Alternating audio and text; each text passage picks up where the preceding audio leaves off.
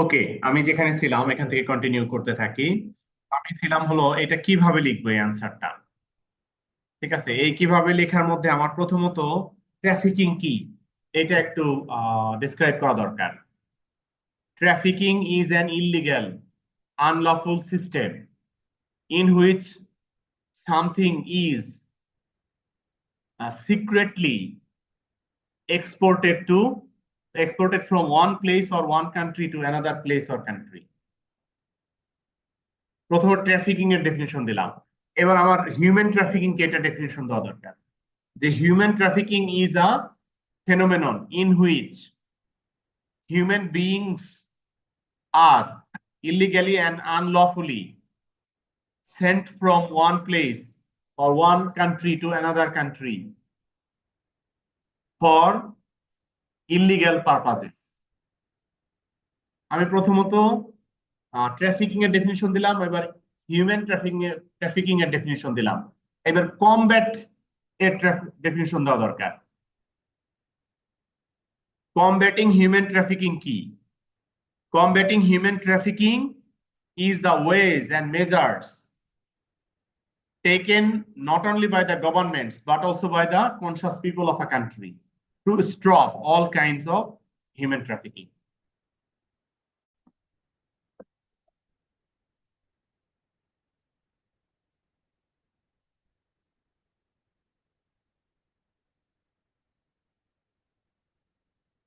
ওকে, তাহলে আমরা ডিফাইন করেছি ট্রাফিকিং কি, দেন ডিফাইন করেছি হিউম্যান ট্রাফিকিং কি, এরপরে ডিফাইন করেছি কমব্যাটিং হিউম্যান ট্রাফিকিং কি।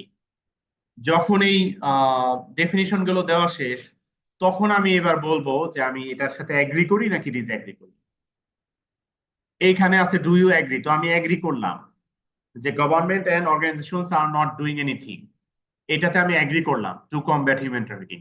এগ্রি করলে এবার আমার লজিক দিতে হবে। কিভাবে দিব লজিক গুলো? সরি, আমি ক্লিক করে উল্টাই দিলাম। তো কিভাবে আমি লজিক গুলো দিব? আমার লজিক ওয়ান, হিউম্যান ট্রাফিকিং যেটা হচ্ছে এটা সিক্রেটলি হচ্ছে, গভর্নমেন্ট এই সিস্টেম গুলো বুঝতেছেই না। যেহেতু গভর্নমেন্ট সিস্টেম বুঝছে না, সেহেতু সে কোনো সলিউশন দিতে পারছে না।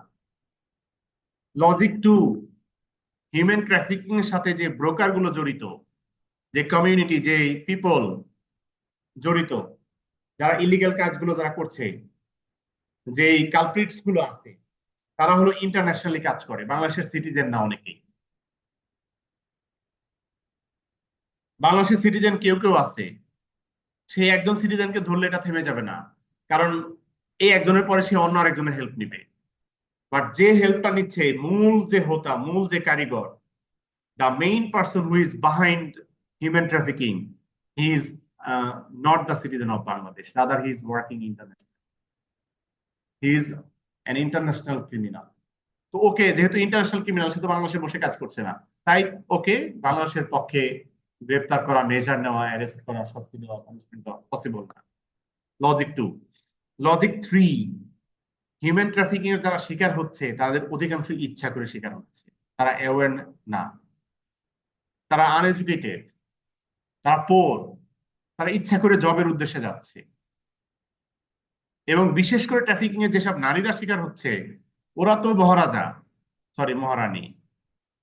কারণ আমি অধিকাংশ মেয়েদেরকে দেখেছি, সে যেটা বুঝে ওইটাই তার কাছে সব, অন্যের বুঝা সে বুঝ মানে না।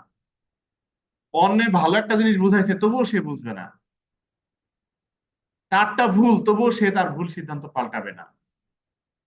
এইরকম গোড়ামি করে একসময় ধরা খাইল। এখানে তো ওই তার দোষ না, গভর্নমেন্টের তো এখানে কোনো দোষ নাই, তাহলে গভর্নমেন্ট স্টেপ নেবে কিভাবে? এটা তো সিক্রেটলি হচ্ছে, গভর্নমেন্ট জানেও না, সে নিজের থেকে ইচ্ছা করে যে কাজের উদ্দেশ্যে দেশের বাইরে গেছে। সুতরাং গভর্নমেন্টের পক্ষে এই কেসগুলোতে অ্যাকশন নেওয়া সম্ভব হয় না। পরের লজিক হলো, যেহেতু বাংলাদেশে জনসংখ্যা বেশি, জনসংখ্যা বেশির কারণে সব জনগণকে চাকরি দেওয়া, বাংলাদেশে এমপ্লয়মেন্ট দেওয়া গভর্নমেন্টের পক্ষে সম্ভব না। সুতরাং বিদেশে মানুষ যাবেই, আর বিদেশে গেলে এই ট্রাফিকিং এর শিকার হবেই। এখানেও গভর্নমেন্ট কিছু করতে পারবে না, অর্গানাইজেশন গুলো পারবে না। এরপরের লজিক হলো, বাংলাদেশে এটার জন্য পর্যাপ্ত আইন নাই। তারপরে এটা নিয়ে আইনের কথা বলে আবার 3-4 লাইন লাগবে, আমি জাস্ট মেইন পয়েন্ট। এরপরে লজিক হলো আইন আছে, আইন কঠোর না, এটা নিয়ে 3-4 লাইন লিখবা। আবার তারপরের লজিক হলো আইন আছে, আইন কঠোর হলো, আইন অ্যাপ্লাই হচ্ছে না, এনফোর্স হচ্ছে না, কারণ যারা এনফোর্স করবে ওরা এতটা অভিজ্ঞ না। তারপরে লজিক হলো যারা হিউম্যান ট্রাফিকিং এর শিকার হচ্ছে ওরা পুলিশের হেল্প নিতে চাচ্ছে না, পুলিশের কাছে ওরা কমপ্লেন করছে না, কারণ ওদের মান সম্মানের ভয় আছে, ওরা মামলা করছে না। তারপরে লজিক হলো যদি মামলা করেও পুলিশ করাপশন আছে, ঘুষ, পুলিশ অ্যাকশন নিচ্ছে না, কারোর বিরুদ্ধে অ্যাকশন নিলে সে করাপশন করে আবার বের হয়ে যাচ্ছে। এইভাবে 7-8টা লজিক দিয়ে যখন তুমি লিখবা তখন তোমার লেখাটা হবে। আমি যতগুলো পয়েন্টস বললাম, এতগুলো পয়েন্টস তুমি যখন আনসার দিচ্ছ, নিঃসন্দেহে তোমার 2 পেজ হয়ে গেছে এখন এগুলো লিখলে। এইভাবে তোমাকে কিন্তু লজিক্যালি লিখতে হবে। আমি শুধু মেইন পয়েন্টসই বলেছি, এই পয়েন্টস তো আরো ব্যাখ্যা আসবে,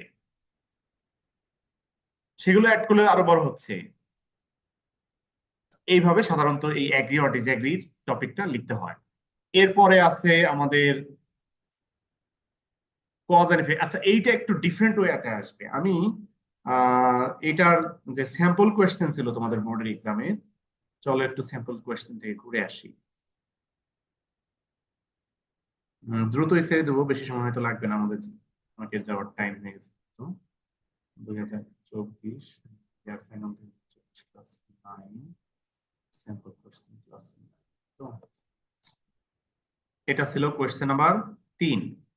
আমি যদি এই স্যাম্পল কোয়েশ্চেন 3-এ আসি তোমাদের, তাহলে দেখবো যে এটা পাঞ্জাবি থেকে একটু ডিফারেন্ট। এই যে এখানে দেখো, এখানে কোনো নিচে বক্স নাই, কিন্তু আমরা যেটা করতেছিলাম এটাই বক্স আছে, cause effects and preventive measures.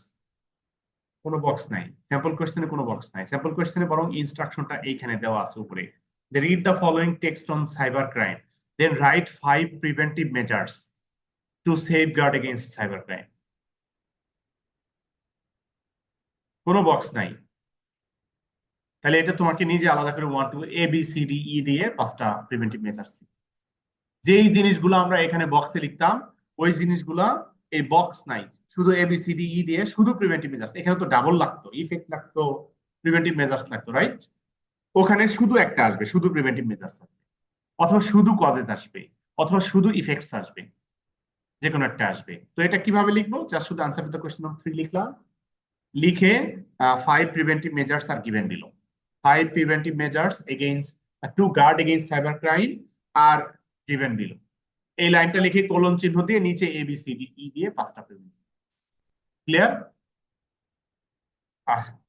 এরপরে কবিতায় কিভাবে আনসার লিখতে হবে এটা আগে আমি বহু বুঝিয়েছি, এটা নিয়ে এখন আর কথা বলতে চাই না। একদম লাস্টের এক্সপ্লেনেটরি টেক্সটে আসি। এক্সপ্লেনেটরি টেক্সটের জন্য কি কি পয়েন্ট লাগবে এইটাই কিন্তু আমি দিয়ে দিয়েছি।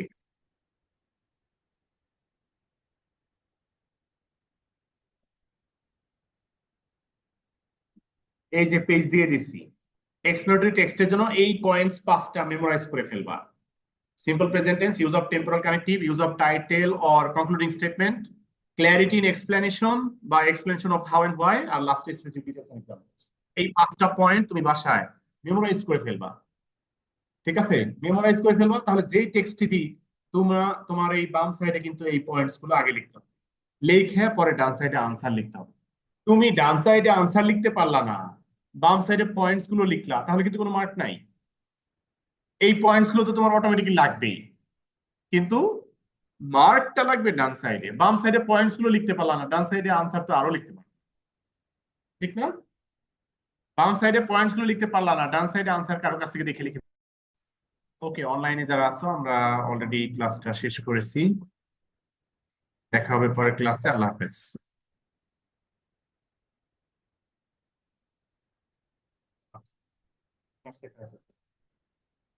ওকে, অনলাইনে যারা আছো আমরা তো আজকের ক্লাসটা এখানে শেষ করলাম। লাস্টে এই এক্সপ্লেনেটরি পয়েন্ট গুলি লাস্ট ছিল।